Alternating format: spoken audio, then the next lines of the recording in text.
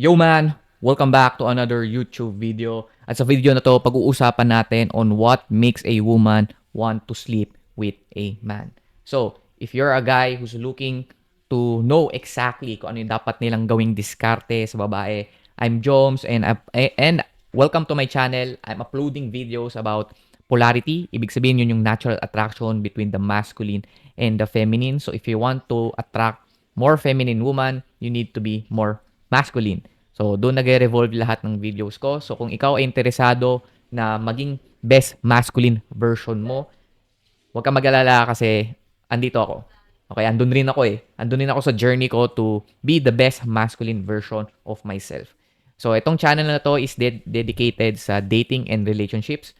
As of now, okay, kung pinapanood mo tong video na to, halos lahat ng videos ko is all about dating and relationships. Hindi ko alam kung siguro in the near future kung magbabago yung niche ko. Pero currently, andito yung interest ko and I want to share you my experiences, my knowledge about sa mga natututunan ko from being a torpe. Kasi dati torpe din ako eh. Torpe, hindi confident ng lalaki, laging nababaste, nafe-friend zone.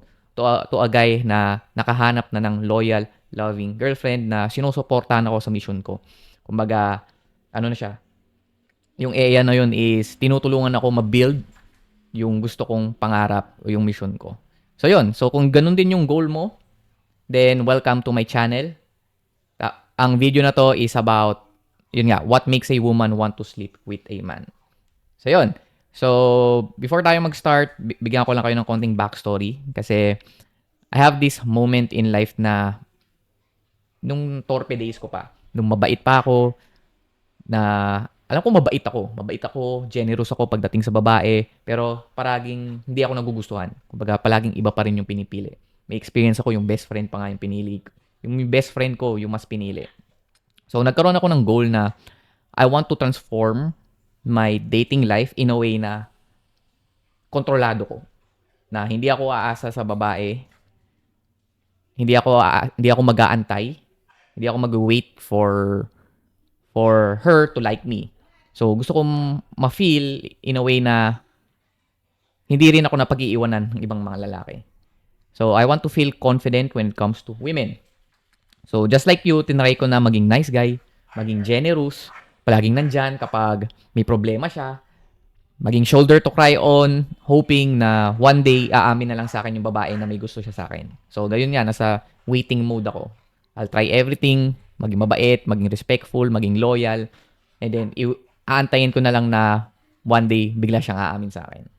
So, as a result, alam naman natin na hindi nag-work yun kasi feel ko, ginawa nyo na rin yan and hindi rin nag-work kaya nanonood ka sa mga videos ko. So, sawa na ako sa pattern na paulit-ulit nangyayari. So, I want to change my situation. I want to have the control over my dating life, over my life. So, ibig sabihin, basically, all over my life.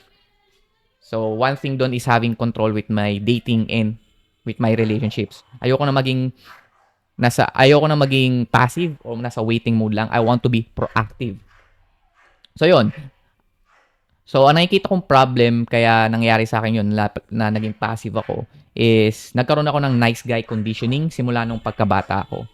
Kasi sabi ng nanay ko na maging mabait ka lang, magugustuhan ka nila. And usually ganun naman kasi sa mga nanay, di ba? Na maging mabait ka lang, wait lang, mupot-pot. Dumating yung basura. So yun. Anyway, so ganun kasi yung nangyayari sa atin mula pagkabata tayo. Kapag yung nanay mo, kapag lumaki ka sa side ng mother mo, na maging mabait ka lang sa nanay mo, irespeto mo lang siya, sundin mo lang lahat ng inuutos niya, then bibigyan ka niya ng love and care. So, nangyari, ma-apply mo yon sa mga ibang babae in which hindi naman mag-work. So, kung hindi ko babaguhin yung sarili ko, okay, hindi ko iti-take yung steering wheel if hindi ko i-kontrolin yung sarili ko, if I won't lead my life to get what I want, paulit-ulit lang ako mare-reject and maapektuhan ng sobra yung confidence ko. Lalo na kung nakatali yung confidence ko sa babae. Okay? So now, one time nagkaroon ako ng interaction sa isang babae. Okay, nagde-date kami. So nag-uusap kami tapos lagi niyang niyayabang sa akin na ang dami niyang Ang daming palaging nagla-like ng post niya, ang daming nagre-react sa stories niya. Yung, alam mo yon na pinapakita niya sa akin yung screenshots, ganyan. Chine-check niya lagi kung ilan yung nagre-react sa stories niya, tapos pinapakita niya sa akin. So, nakapag-observe ako ng pattern not only sa babae na dinidate ko noon. So, meron din ako nakitang discussions or debate online na kung bakit nagpo-post ng thirst traps. Okay? Thirst traps yung mga babae sa social media. So, sobrang laki nung thread na yun. Nakalimutan ko na kung anong thread yun eh. So, maraming nagsasabi na nagpo-post sila para sa sarili nila dahil feel nila confident sila.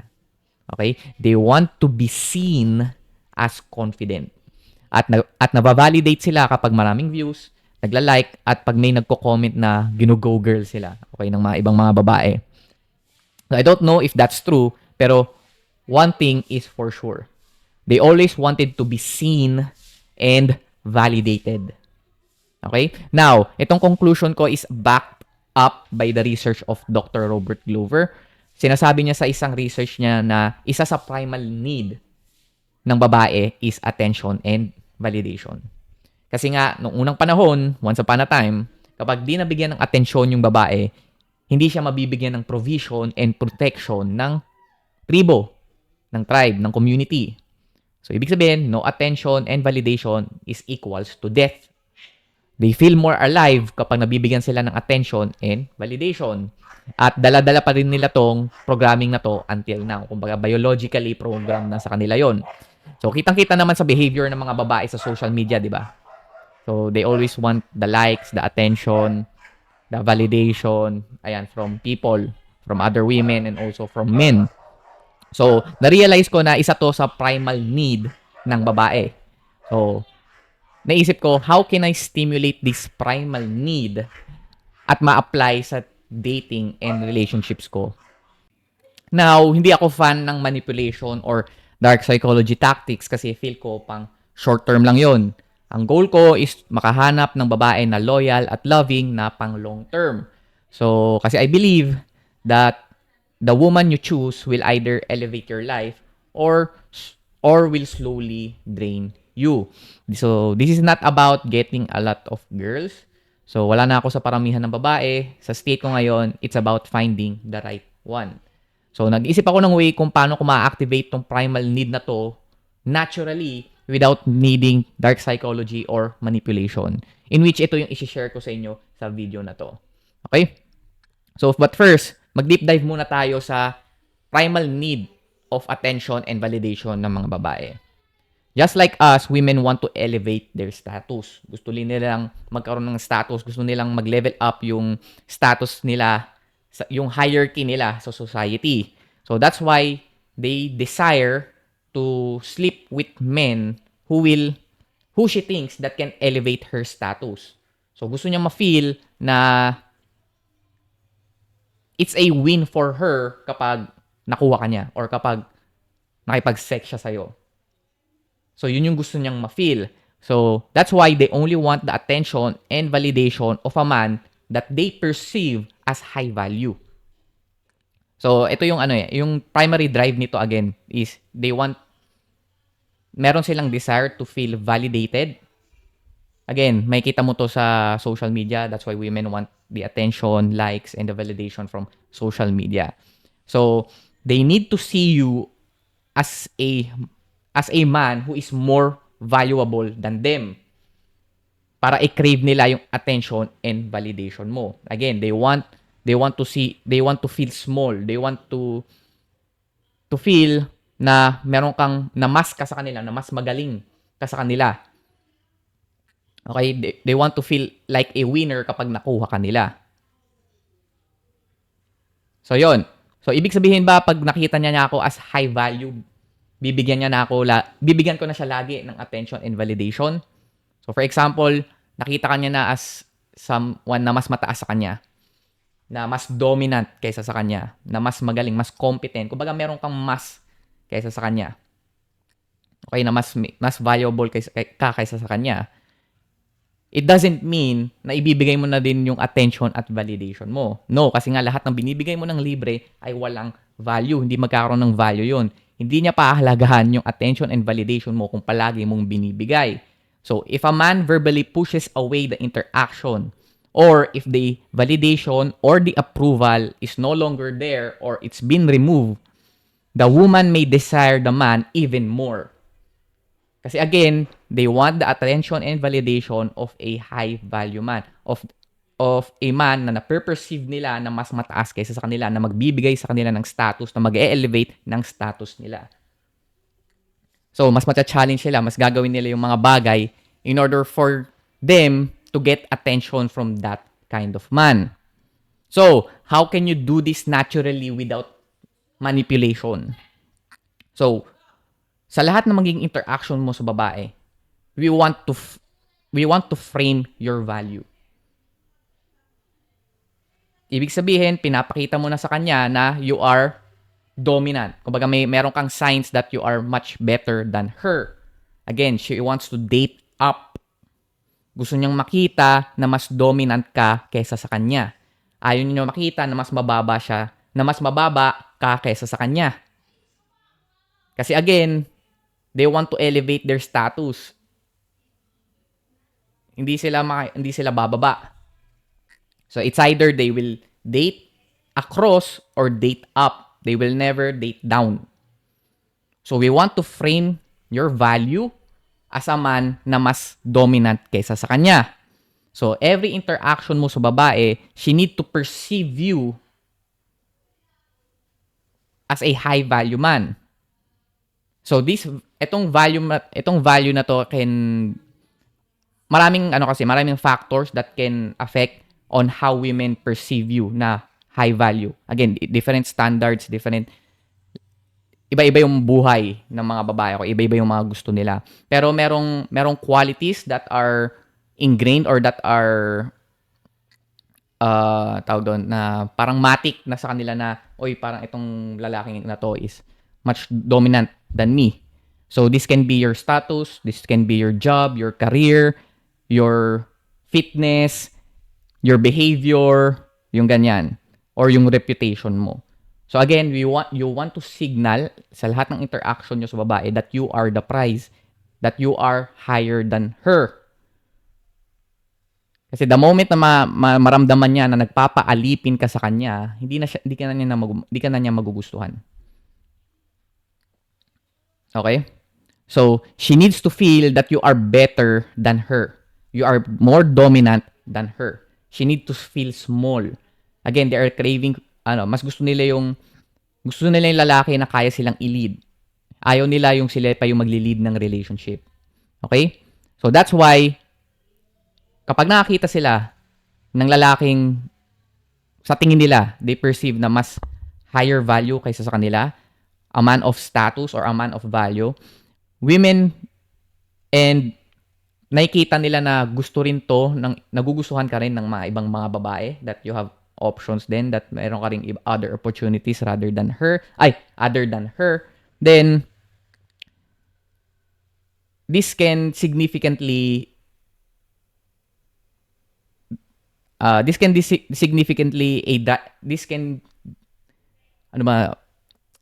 kasi putya, nag-English pa ako eh.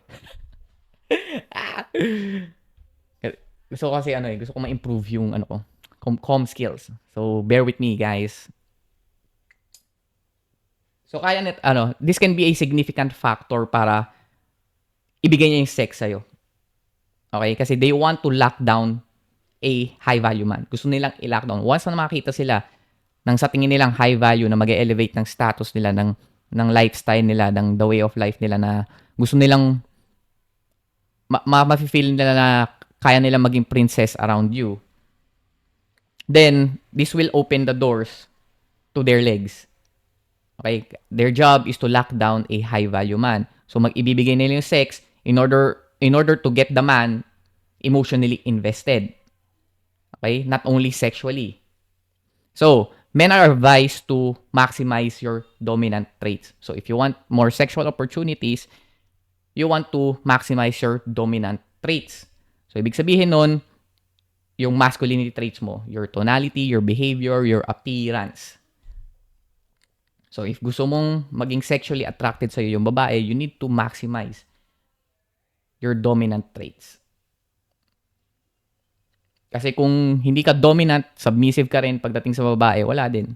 Hindi ka nila makikita as a potential sexual partner. Hindi nila iisipin na magpabembang sa'yo.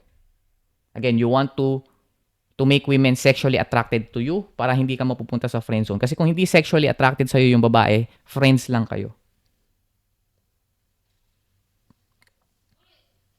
Alright? So, in order for you to maximize your dominant traits, you want to improve that. Okay? Improve your confidence, improve your appearance. Okay? Sa behavior mo, kailangan hindi ka sad boy, hindi ka parang alipin. Alam mo yun, yung kaya hindi gumagana yung ligaw na parang alipin ka, binibigay mo lahat ng gusto. Oo ka lang ng oo. Hindi ka nagfa-flirt, ang bait-bait mo, hindi ka nagpapakita ng sexual agenda. Hindi ka talaga nila makikita as a sexual partner. Makikita ka lang nila as a friend, as a shoulder to cry on. So, I want you to, mas maigi kung i-maximize mo yung dominant traits mo, yung masculinity traits mo. So, however, itong dominant traits na to, again, most likely these are pang first impressions, yung appearance and your behaviors. Pero in order for a woman to stay with you, kailangan meron ka ring supportive side or provisioning side. So ito na yung ginagawa mo ngayon, yung pagiging gentleman, pagiging provider, yung ganyan. So in order for you to retain women for longer, for long-term relationship, you must also exhibit provisioning characteristics. Long story short, kailangan maramdaman niya that you are focused sa career mo. You are focused on your mission. You are focused on income-generating opportunities. Kailangan maramdaman niya that you can signal future resources in order for a woman to stay with you. Kasi nga kapag nabuntis siya, kailangan sure siya, secure siya na kaya mo siyang alagaan. Na kaya mo siyang suportahan. Kasi again, kapag nabuntis sila, di ba parang 50-50 sila doon. So they want a man who signals provision din. However, if you need to attract them first, di ba? You need to be sexually attracted to them first. So, Joms, sinasabi mo na kailangan ko muna maging successful sa buhay bago ako dumiskarte sa babae. So, actually, no. Pwede mong gamitin yung dating as feedback kung nag-improve ka na ba or hindi. So, kasi dati, kung ginagamit mo yung dating o yung pagdiskarte sa babae in order for you to know your worth, to know your confidence, to have confidence or to have, kasi parang sa babae nakatali yung worth tsaka yung confidence mo. Ngayon, you are dating to see if ano na yung level ng confidence at ng self-worth mo. If mas marami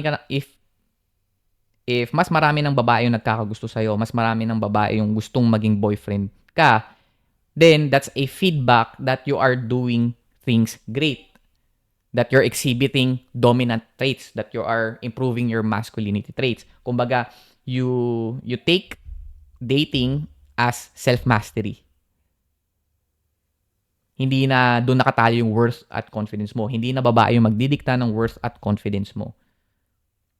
Nakikipag-date ka to see kung nag-improve na ba yung confidence mo and yung self-worth mo. Kasi malalaman mo kung nag-improve na yung self-worth mo and yung self-confidence mo kung marami ng babae nagkakagusto sa'yo, kapag marami ng babae nagiging submissive sa'yo. Okay? If nireject ka, if hindi mo pa rin nakukuha yung gusto mo sa babae, then that's your feedback. Hindi yun yung magdidikta ng worth mo. Hindi yun yung magdidikta ng confidence mo. That's your feedback to actually improve more. To dominate more in life. Okay? So sa akin, nung in-apply ko to sa dating life ko, mas rumami yung opportunities ko. So mas naging madali sa akin yung diskarte sa babae. Ayan, and nakahanap ako ng babaeng sumusuporta simula nung day zero ko. So etong nag-start ako. So ibig sabihin, she is multiplying my life for the better. Ganyan. So, ang pinaka-importante dito is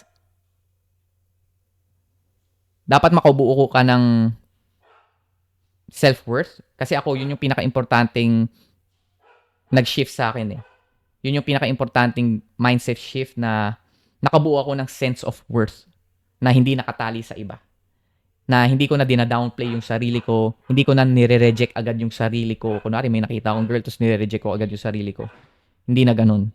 So alam ko kasi yung worth at value na maibibigay ko kapag pumasok ako sa isang relationship. Kumbaga yung believe ko sa sarili ko.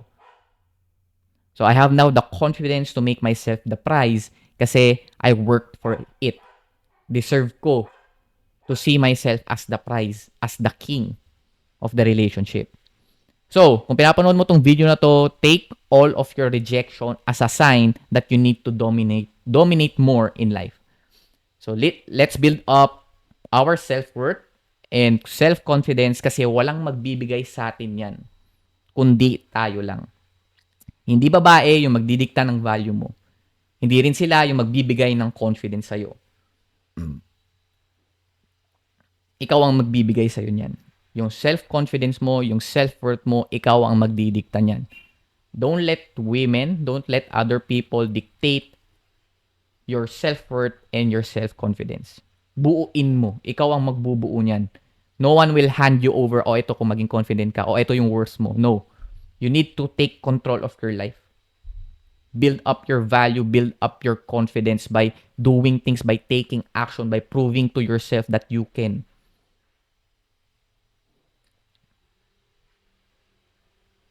The only thing na dapat mong going proud is yung sarili mo and si God. Yun lang, si God. So yun.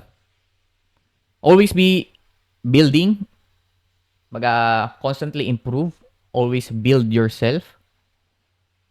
No matter kung ano man yun. Whether it's your business, it's your physique, your skills. Kasi there is nothing more attractive to a woman in the long run than a guy who's constantly building something. Okay? So always be building and you will naturally attract a lot of better opportunities. So that's it for this video. Hopefully marami kayong natutunan. And hopefully na-inspire ko kayo to dominate more in life para to get actually what you want. Ayan. And para hindi na nakatali yung worth nyo, yung confidence nyo sa babae. So, yun. So, again, if you want more programs or if you trust me enough to buy my paid programs, meron akong online on-demand video program called Attraction Inertia Triggers. So, kung ikaw ay palagi nababasted, nafe-friend zone, natutorpe, or nare-reject, meron akong video program dyan, nasa description box. Check mo na lang kung may extra ka and you're willing to invest, andyan sa baba. Nasa link sa description. So, yun lang. And also, kung meron ka pang extra time, baka gusto mong panoorin itong video na to, ibig sabihin si YouTube, yung ginamit niya yung algorithm niya to see kung ano pa yung mga videos na sa tingin niya interesado ka at makakatulong sa'yo. So, sigurado ako makakatulong sa'yo yan. So, yun lang. That's it for this video. Like, comment, and subscribe. And I'll see you on the next one. Let's go.